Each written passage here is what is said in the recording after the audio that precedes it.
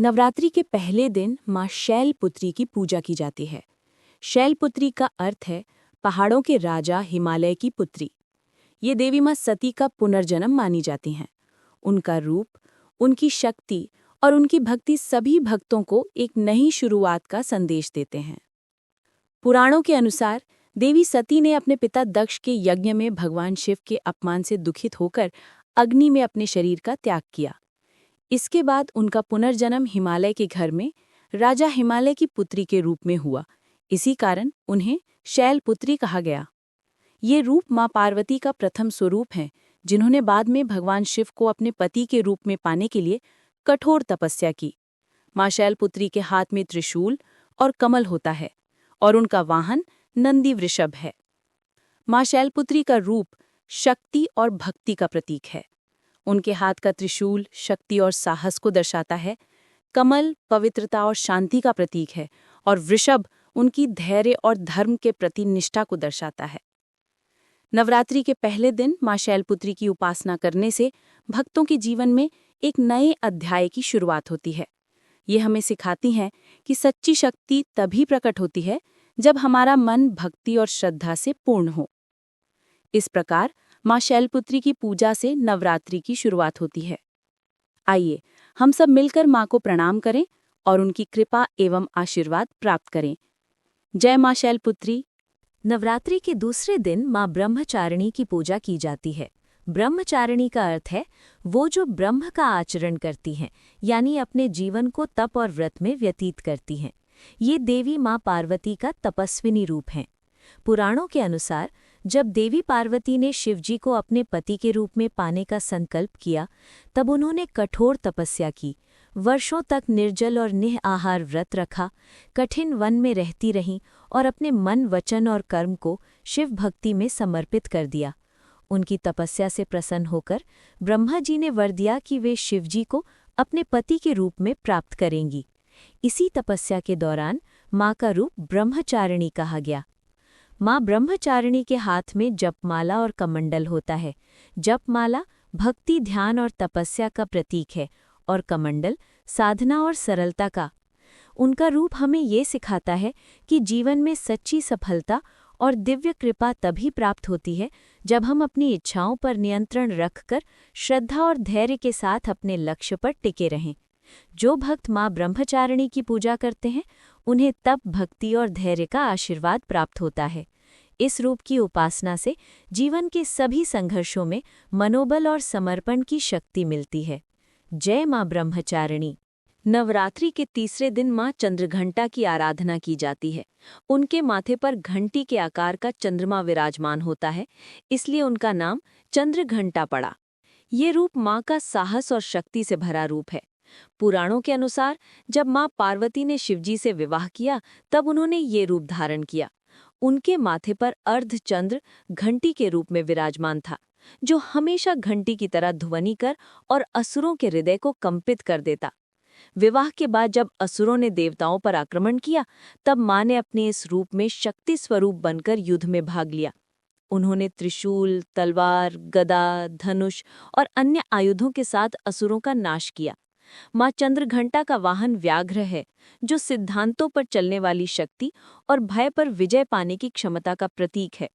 उनका चंद्रमुखी घंटा असुरों के लिए भय उत्पन्न करता है और भक्तों के लिए शांति का संकेत है।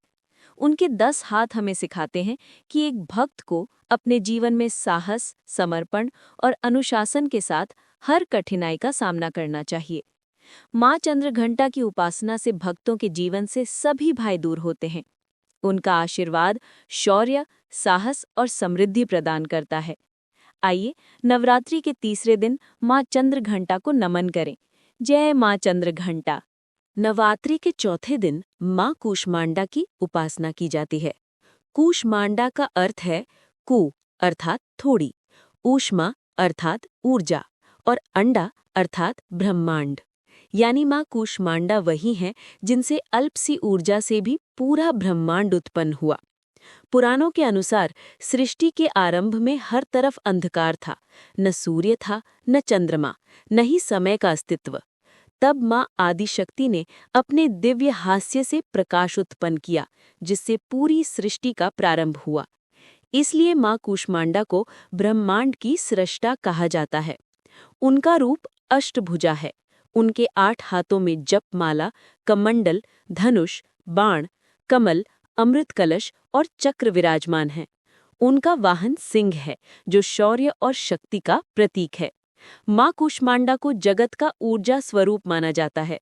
जो भी सूर्य की तेज है, उसमें माँ का ही प्रकाश समाया है।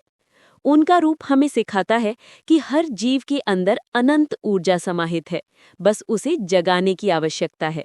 माँ कूष्मांडा भक्तों को आयु, आरोग्य और समृद्धि का आशीर्वाद देती हैं। जो भक्त माँ कूष्मांडा की आराधना करते हैं, उनके जीवन से रोग, दुख और असमर्थता दूर हो जाती है।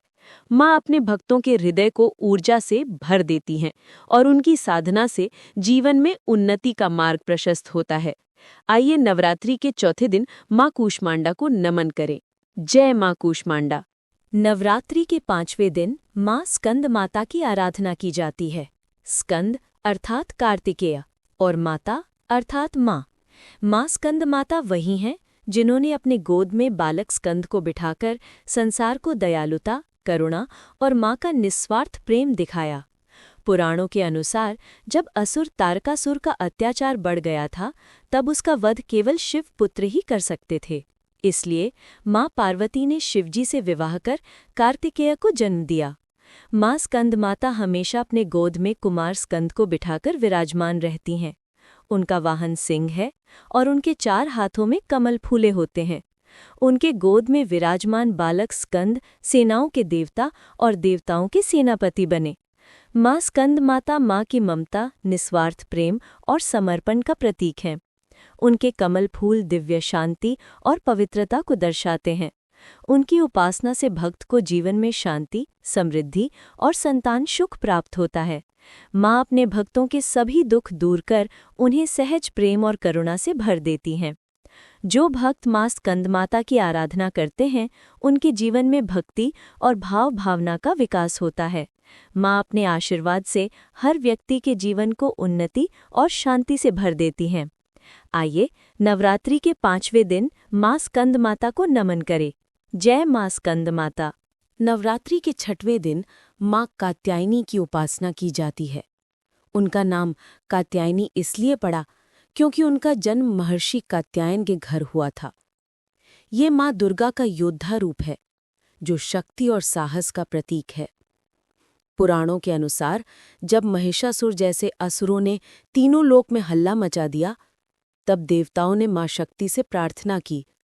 उनके तेज से माँ कात्यायनी का अवतार हुआ महर्षि कात्यायन के आश्रम में। वे अपने सिंह वाहन पर सवार होकर हाथ में तलवार और कमल लिए महिषासुर का विनाश करने के लिए प्रकट हुईं। तलवार असुर विनाश और साहस का प्रतीक है, जबकि कमल पवित्रता और धर्म का। माँ कात्यायनी को योद्धा देवी कहा जाता है। उनका रूप हमें सिखाता है कि जब अन्याय और अधर्म बढ़ जाए, तब उसका सामना केवल शक्ति, साहस और धर्म से ही किया जा सकता है। भक्त माँ कात्यायनी की आराधना करके अपने जीवन में मनोबल, आत्मविश्वास और साहस प्राप्त करते हैं। जो भक्त माँ कात्यायनी की साधना करते हैं, उनके जीवन से डर और बाधाएं दूर होती हैं और उन्हें विजय का मार्ग मिलता है। आइए नवरात्रि के 6वें दिन माँ कात्यायनी को नमन करें। जय माँ कात्यायनी। नवरात्रि के 7वें दिन माँ कालरात्रि की आराधना की जाती है। उनका नाम ही बताता है, काल यानी समय और विनाश, और रात्रि यानी अंधकार। माँ का ये रूप असुरों का नाश करने के लिए प्रकट हुआ था। देवी भागवता पुराण और दुर्गा सप्तशती के अनुसार जब शुंभ और निशुंभ जैसे दानवों का अत्याचार बढ़ गया, तो माँ दुर्गा ने अपना अति उग्र रूप धारण किया। उनकी त्वचा काली, बाल खुले हुए, गले में बिजली का हार और आंखों से आग की चिंगारियां निकल रही थी। उनका वाहन था गधा, जो विनम्रता और धैर्य का प्रतीक है। हाथ में तलवार और त्रिशूल लेकर माँ कालरात्रि ने असुरों का संहार किया। उनके दर्शन से ही राक्षस भयभीत हो जाते थे। माँ कालरात्रि हमें ये सिखाती हैं कि अंधकार चाहे जितना भी गहरा हो, उसे मिटाने के लिए प्रकाश का जन्म होता है। वे भय को मिटाती हैं और भक्तों को राक्षस तुल्य विघ्नों, दुष्ट शक्तियों और नकारात्मक ऊर्जा से बचाती हैं। उनकी आराधना से भक्त निश्चिंत होकर धर्म और सत्य की ओर बढ़ सकते हैं।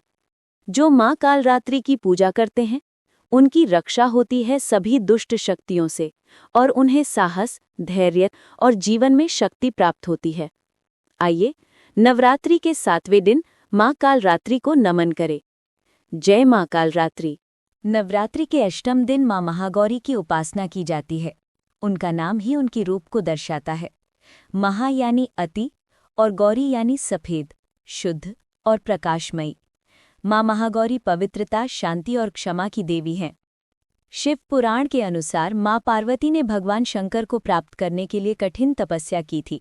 इस तपस्या के दौरान उनका शरीर रज यानी धूल से ढक गया और वे कृष्णवर्णा यानी काले रंग की हो गईं।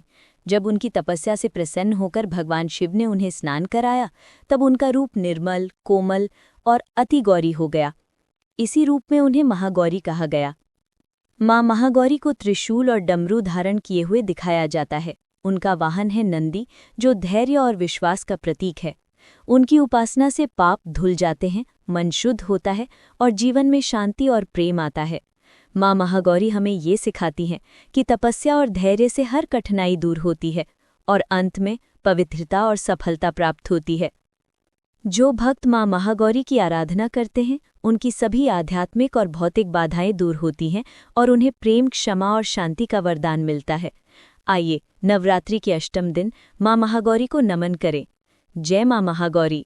नवरात्रि के 9वें और अंतिम दिन माँ सिद्धिदात्री की उपासना की जाती है। उनका नाम है सिद्धिदात्री, यानी जो अपने भक्तों को सिद्धि, ज्ञान और आध्यात्मिक शक्तियाँ प्रदान करती हैं। माँ सिद्धिदात्री संपूर्णता और सिद्धि की देवी हैं। देवी भागवता पुराण के अनुसार माँ सिद्धिदात्री के चरणों में देवता, ऋषि, मुनि और मनुष्य सभी प्रार्थना करते हैं। उन्होंने ब्रह्मा, विष्णु, महेश तक को दिव्य शक्तियाँ प्रदान की। भगवान शिव ने भी उनकी आराधना करके सिद्धियाँ प्राप्त की और उन्हीं की कृपा से अर्धनारीश्वर रूप में प्रकट हुए, जिसमें आधा रूप शिव का था और आधा देवी का। उनका वाहन है सिंह। कभी कभी उन्हें कमल के आसन पर विराजमान भी दिखाया जाता है। हाथ में शंख, चक्र, गदा और कमल लेकर माँ सिद्धिदात्री भक्तों को धर्म, मोक्ष और सिद्धियाँ देती हैं। माँ सिद्धिदात्री की आराधना से मनुष्य के जीवन से सारे विघ्न दूर होते हैं। वे हमें पूर्णता, संतुलन और आत्मिक प्रगति की दिशा दिखाती हैं। उनकी उपासना से भक्त को भक्ति और ज्ञान के साथ साथ जीवन में सफलता भी मिलती है। जो माँ सिद्धिदात्री की आराधना करते हैं, उनके सभी सिद्धि रूप सपने पूरे होते हैं और उन्हें जीवन में आध्यात्मिक और भौतिक दोनों प्रकार की सफलता प्राप्त होती है। आइए नवरात्रि के 9वें दिन माँ सिद्धिदात्री को नमन करें। जय माँ सिद्धिदात्री।